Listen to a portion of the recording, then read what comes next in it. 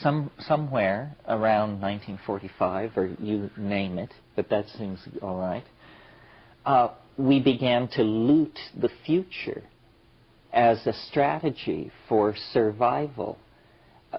As some kind of ethical norm was shattered, in the same way that in in early mercantile civilization, there was this horrifying moment when, even though slavery had been dead for 1,000 years, they realized that if they brought back this wholesale sale and transport of human beings, they could make millions in sugar. And it was like the heart of darkness reared up, and they went for it. And our circumstance is somewhat similar.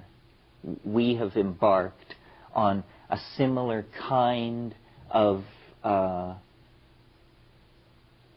descent into an ethical dark dimension by looting the future. And this is going on at a faster and faster rate. I mean, this current situation in the Middle East, much could be said about it, but you know, any moral justification seems preposterous. I mean, what's happening is 8% of the world's people use 35% of the world's petroleum and are ready to blow everybody off the map to keep it that way. I mean, this is nothing more than a manifestation of junkie psychology on a mass scale. It's, you know, we're addicted, they've got it, we're happy to pay for it, but if they won't sell it, we'll break into their house and take it, because by God, it will go into our good right arm. That's the plan. And, you know, it's the culmination of the whole machine age metaphor. I mean, this is the golem of Metropolis. This is the robot mind run amok. This is Frankenstein. This is Brave New World. It's a world where lethal habitual activities can nevertheless not be controlled. And it's a perfect example of a culture with lockjaw of the mind. I mean, we're just going to march off the edge of a cliff, apparently. Well, so then if you win means, you know, standing in the middle of a sea of fire with 550 million enraged Arabs looking to cut you down. It's a complete misunderstanding. And I mention it not only because it looms large in our future. I mean, I think, you know, we're arranging the deck chairs of the Titanic sitting here talking about this. It's basically June of 1939 and everyone's planning their summer vacation in the Catskills. But it's also an example of how these institutions can't save themselves. I mean, everybody knew in 1973 that this moment would come, that policies needed to be put in place, $1 a barrel tax on oil, some minor thing. But no, it's just a mindset that is self-destructive. And, you know, the fundamentalists are in anticipation of the end of the world and so forth and so on. There isn't going to be any end of the world. There's no easy way out like that. Even, and you're hearing this from the prophet of 2012, all of these fantasies, all of these infantile fantasies will be acted out. So, you know, if you want your mini apocalypse, you know, you can have it, and we can bomb Baghdad and gas Tel Aviv and fire the oil sands and kill millions of people on both sides. And you know what? It ain't going to bring the guy from Galilee, and it ain't going to bring friendly flying saucers from Arcturus. All it's just going to bring is a deeper, bigger mess for the human race to try and clean up. Anybody who thinks that, you know, you're going to save the world by setting it on fire is going to be sadly...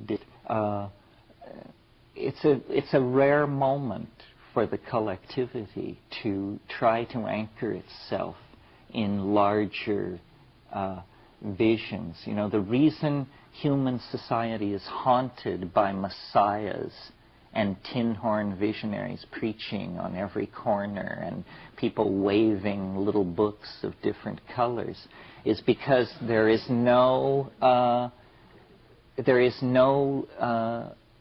full development of the individual. There's this kind of arrested, prolonged adolescence, and it's created through institutions.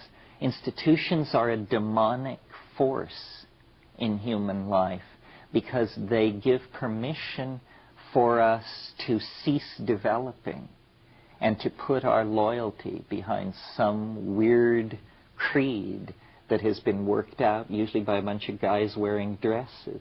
And then they, you know, hand it down to the rest of us. Anarchy and chaos, you know, anarchy is always just, that's, you know, surely not, my dear fellow. That's so awful to contemplate. But what it's coming down to is a real make-or-break revelation on what is human nature.